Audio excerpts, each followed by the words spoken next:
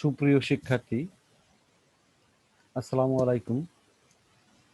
আশা করি তোমরা সকলে ভালো আছো। আমিও আল্লাহর রহমতে ভালো আছি। আজ আমি তোমাদের নবম দশম শ্রেণীর সাধারণ গণিতের একাদশ অধ্যায়ের অনুপাত এবং সমানুপাত সম্পর্কিত অনুশীলনী 11.2-এর 3টি সমস্যা নিয়ে আলোচনা করব। শুরুতেই ফরিদপুর ভার্চুয়াল স্কুলের পক্ষ থেকে তোমাদের সকলকে স্বাগত জানাচ্ছি। আমি মোহাম্মদ হারুনা রশিদ, সহকারী শিক্ষক গণিত, আলহাজ M A Aziz high school, Faridpur সদর, ফরিদপুর।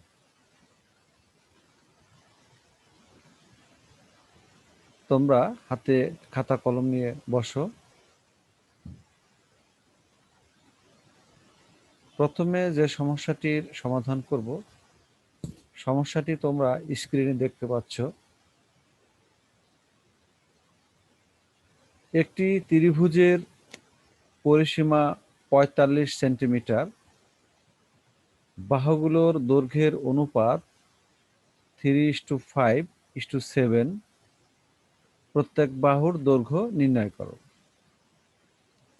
শিক্ষার্থী, তোমরা লক্ষ্য করো, এখানে পরিসীমা, ত্রিভুজের পরিসীমা বলতে 3 বাহুর যোগফল দেওয়া আছে এবং বাহুগুলোর দৈর্ঘ্য অনুপাত দেওয়া আছে।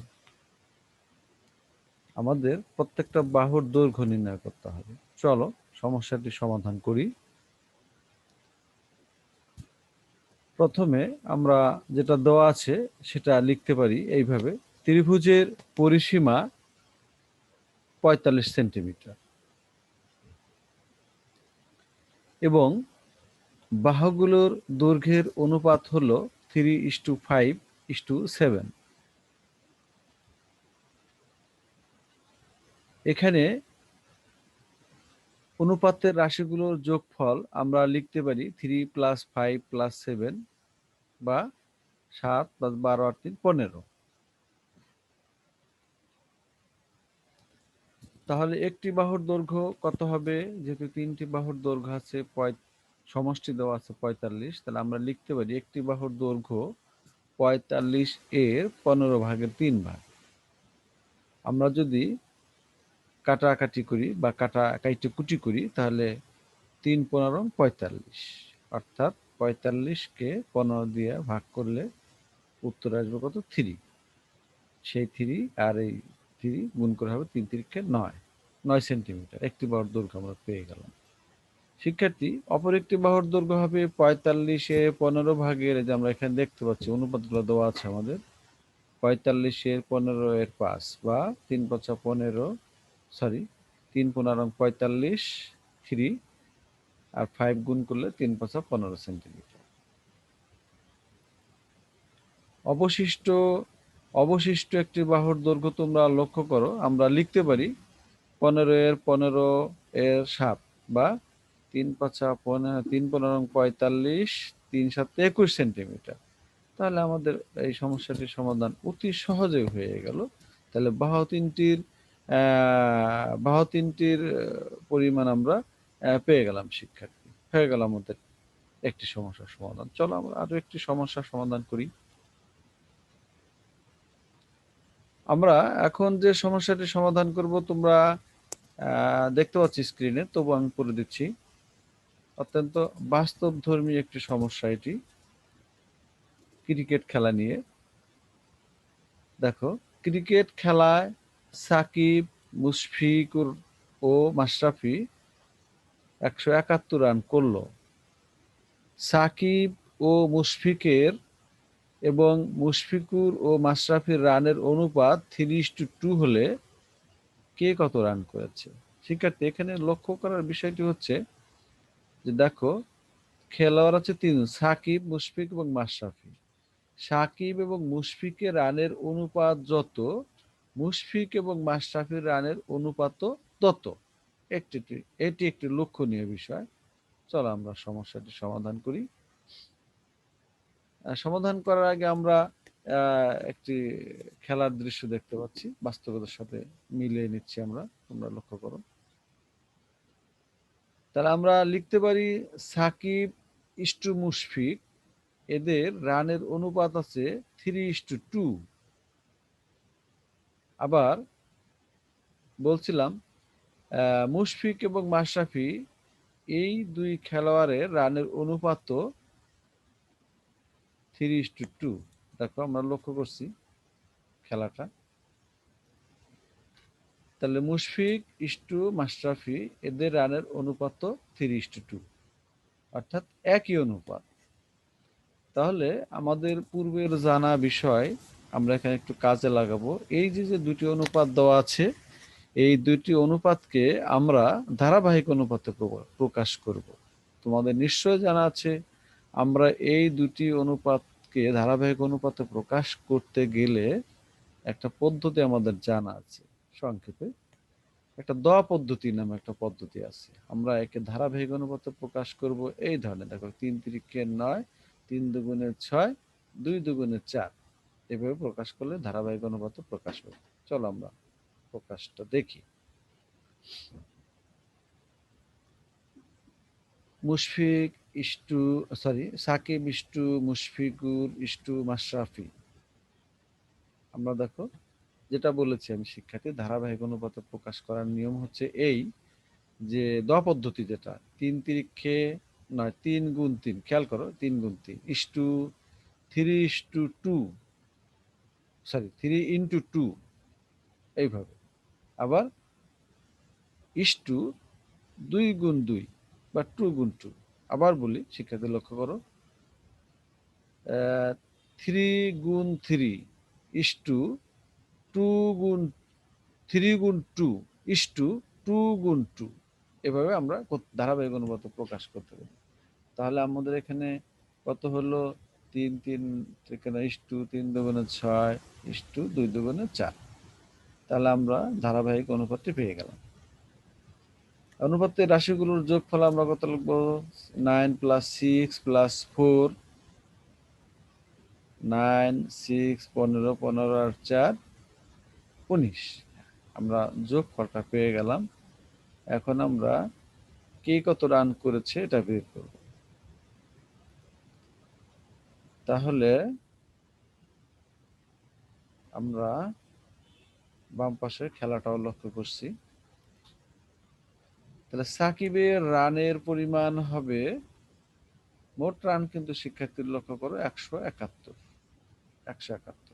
তাহলে এই রানের মধ্যে সাকিবের রান হবে 171-এর যোগফল আছে কত? 19। হ্যাঁ, 19-এর 9 কত আছে? সাকিবের অনুপাত আছে 9। হ্যাঁ, আচ্ছা 9। তাহলে আমরা যদি 171-কে 19 দিয়ে ভাগ করি তাহলে আমাদের এখানে কত আসবে? 9। আমরা এটা দেখেছি যে 171-কে 19 দ্বারা ভাগ করলে আসবে হলো 9। 9 9 81। তাহলে সাকিবের রানের পরিমাণ পেয়ে গেলাম 81। এবার আমরা দেখব মুশফিকের রানের পরিমাণ কত। মুশফিকের রানের পরিমাণ এখানে তোমরা লক্ষ্য করো ছিল কত? 171 এর 19-এর 6। এখানে লক্ষ্য করো এই যে আমরা 19-এর 6। তাহলে আমরা এখানে 171-কে 19 দ্বারা কাটাকাটি করলে আমরা পাবো কত? 9। হ্যাঁ, তাহলে 9 × 6, 6 9 54, 54 রান করেছে মুশফিক। এবার আমরা দেখব হলো মাশরাফি কত রান করেছে। মাশরাফি করেছে, আমরা খেলাটাও দেখতে পাচ্ছি। হ্যাঁ, মাশরাফি রানটা আমরা দেখি একটু। সরি, মাশরাফির রানটা কারিগরি ত্রুটির কারণে আমরা পিছনে চলে গেছি, তবু আমরা টেনে দেখছি। আবার মাশরাফির রান, সাকিবের রানের পরিমাণ 81। হ্যাঁ, আমরা মুশফিকের রানের পরিমাণটা দেখেছিলাম 54। আমরা এখন দেখব মাশরাফি রান। মাশরাফি রানটা, হ্যাঁ লক্ষ্য করো শিক্ষার্থী, হ্যাঁ মাশরাফি রানের পরিমাণটা আমাদের কত আসবে, 171-এর 1904, অর্থাৎ 171 গুণিত ভাগ করলে 9, 4 নং 36 রান। তাহলে আমরা পেয়ে গেলাম সবচেয়ে বেশি রান করেছে সাকিব 81 রান, মুশফিক করেছে 54 রান এবং মাশরাফি করেছে 36 রান। তাহলে আমাদের সমস্যাটি সহজেই সমাধান হয়ে গেল। চলো তাহলে আমরা আরো একটি সমস্যার সমাধান করি। হ্যাঁ, একটি সমিতির নেতা নির্বাচন সম্পর্কিত একটি সমস্যা তোমরা স্ক্রিনে দেখতে পাচ্ছ। আমরা সমস্যাটি একটু পড়ি। একটি সমিতির নেতা নির্বাচনে 2 জন প্রতিদ্বন্দ্বীর মধ্যে ডোনাল্ড সাহেব 4:3 ভোটে জয়লাভ করলেন। যদি মোট সদস্য সংখ্যা 581 হয় এবং 91 জন সদস্য ভোট 91 জন সদস্য ভোট না দিয়ে থাকেন, তবে ডোনাল্ড সাহেবের প্রতিদ্বন্দ্বী কত ভোটের ব্যবধানে পরাজিত হয়েছেন? এখানে প্রশ্নটি পরীক্ষায় এভাবে আসতে পারে যে বলা হয়েছে যে ডোনাল্ড সাহেবের প্রতিদ্বন্দ্বী কত ভোটের ব্যবধানে পরাজিত হয়েছে। এভাবে আসতে পারে ডোনাল্ড সাহেব কত ভোটের ব্যবধানে জিতেছেন, এটাও হতে পারে। তাহলে চলো আমরা সমস্যাটি সমাধান করি। আমরা যেহেতু নেতা নির্বাচনে ভোট দিতে হয়, আমরা ভোটের একটা ব্যালট পেপার দেখতে পাচ্ছি, সিল মারার দৃশ্য দেখতে পাচ্ছি, বাস্তবের সাথে মিলিয়ে নিচ্ছি। ভোট গণনা হচ্ছে, আমরা সেটার চিত্র দেখতে পাচ্ছি, কে কত ভোট পেল। সমিতির মোট সদস্য ছিল আমাদের কত,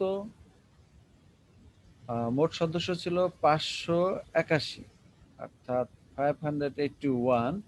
এর মধ্যে 91 জন সদস্য ভোট দেয়নি। আমরা যে কজন ভোট দেয়নি তাদেরকে বিয়োগ দিয়ে দিচ্ছি। কেন বিয়োগ দিচ্ছি? বিয়োগ দেওয়ার পরে যে কয়জন পাবো আমরা সেই কয়জনই ভোটাধিকার প্রয়োগ করেছে, এই জন্য আমরা 91-কে বাদ দিয়ে দিয়েছি। 91-কে বাদ দিলে আমরা পাবো 490। 490 জন ভোটাধিকার প্রয়োগ করেছে। এই 490টি ভোটই 2 জন প্রার্থী পেয়েছে, একজন পরাজিত হয়েছে, একজন জিতেছে। দেখি আমরা কত ভোটের ব্যবধানে পরাজিত হয়েছে বা জিতেছে। নিশ্চয় একজন পরাজিত হবে, একজন জিতবে। যে পরাজিত হয় তার মনটা সাধারণত খারাপ থাকে, আমরা সে ধরনের একটা দৃশ্য দেখতে পাচ্ছি। তোমরা স্ক্রিন লক্ষ্য করো শিক্ষার্থী। তাহলে আমরা লিখতে পারি ডোনাল্ড ইস্টু প্রতিদ্বন্দ্বী। এই অনুপাতটি দেওয়া আছে, ডোনাল্ড এবং তার প্রতিদ্বন্দ্বীর অনুপাত 4:3। হ্যাঁ, যিনি জয় হয় তিনি একটু খুশমেজাজে ভালো মনে থাকেন, আমরা দেখতে পাচ্ছি।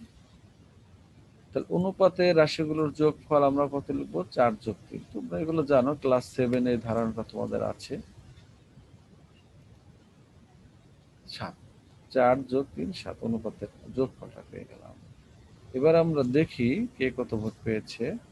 হ্যাঁ, বিজয় প্রার্থী উল্লাস চিত্র দেখতে পাচ্ছি আমরা। তাহলে ডোনাল্ড মোট ভোট পায় কত, 490 এর 7-4 ভাগ। 7 ভাগের 4 ভাগ পেয়েছে কত, ডোনাল্ড পেয়েছে। দেখি ডোনাল্ডের ভোটের পরিমাণ আমরা এখানে কেটে দিতে পারি। 490-কে 7 দিয়ে ভাগ করলে 7×7 = 49, কত আসবে তোমরা সেক্ষেত্রে লক্ষ্য করো, 70। হ্যাঁ, 70 গুণ 4, 4×7 = 28, 228। অর্থাৎ 490 ভোটের মধ্যে 280 ভোট পেয়েছেন ডোনাল্ড সাহেব। 280 ভোট পেয়েছে ডোনাল্ড সাহেব। এবার দেখা যাক প্রতিদ্বন্দ্বী কত ভোট পেয়েছে। প্রতিদ্বন্দ্বী পেয়েছে, পরাজিত হয়েছেন যিনি, তিনি পেয়েছেন, ডোনাল্ড সাহেবের প্রতিদ্বন্দ্বী মোট ভোট পাইতেছে কত, 490 এর তোমরা জানো 7/3 ভাগ। এই দেখো লক্ষ্য করো, 7/3 ভাগ। আমরা যদি 490-কে 7 দিয়ে কাটাকাটি করি তাহলে আসে কত, আমরা দেখছিলাম, হ্যাঁ 70। 70-কে 3 দিয়ে গুণ করলে 3 7 21 অর্থাৎ 210 ভোট। 210 ভোট পেয়েছে প্রতিদ্বন্দ্বী। তাহলে তোমরা বুঝতে পারছো যে কে পরাজিত হয়েছে এবং কে জিতেছে এই নির্বাচনে। ডোনাল্ড সাহেব ভোট পেয়েছে 280 আর প্রতিদ্বন্দ্বী ভোট পেয়েছে 210। নিশ্চয়ই তোমরা লক্ষ্য করছো যে পরাজিত প্রার্থী কত ভোটের ব্যবধানে পরাজিত হয়েছে বা যিনি জয়ী হয়েছেন তিনি কত ভোটের ব্যবধানে জয়ী হয়েছে। আমাদের চাওয়া হয়েছে প্রতিদ্বন্দ্বী কত ভোটের ব্যবধানে পরাজিত হয়েছে। তোমরা বলতে পারো শিক্ষার্থী এখন আমাদের কি করতে হবে? হ্যাঁ, ইয়েস, রাইট। 280 থেকে 210 বিয়োগ দিলে আমরা উত্তরটি পেয়ে যাব। তাহলে খেয়াল করো ডোনাল্ড সাহেবের প্রতিদ্বন্দ্বী পরাজিত হয়েছে কত? 280 থেকে 210 বাদ দিলে আমরা পেয়ে যাব অর্থাৎ 70 ভোট। তাহলে উত্তর আমাদের কত? 70 ভোট। তাহলে পরাজিত অর্থাৎ প্রতিদ্বন্দ্বী প্রার্থী পরাজিত হয়েছেন 70 ভোটের ব্যবধানে। অথবা এভাবেও যদি পরীক্ষা আসে ডোনাল্ড সাহেব জয়ী হয়েছেন কত ভোটের ব্যবধানে? 70 ভোটের ব্যবধানে ডোনাল্ড সাহেব জয়ী হয়েছে। তাহলে আমাদের 3টি সমস্যার সমাধান হয়ে গেল। আজকের মতো এইটুকুই। তোমরা বাসায় এই সমস্যা 3টি বেশি বেশি অনুশীলন করবে। আর যেহেতু এখন বৈশ্বিক মহামারীর সময় চলছে, তোমরা বাসার বাইরে বের হবে না। বাসার বাইরে যদি বের হতে হয় অবশ্যই মাস্ক পরে স্বাস্থ্যবিধি মেনে বের হবে। তোমরা সবাই ভালো থেকো, সুস্থ থেকো। আল্লাহ।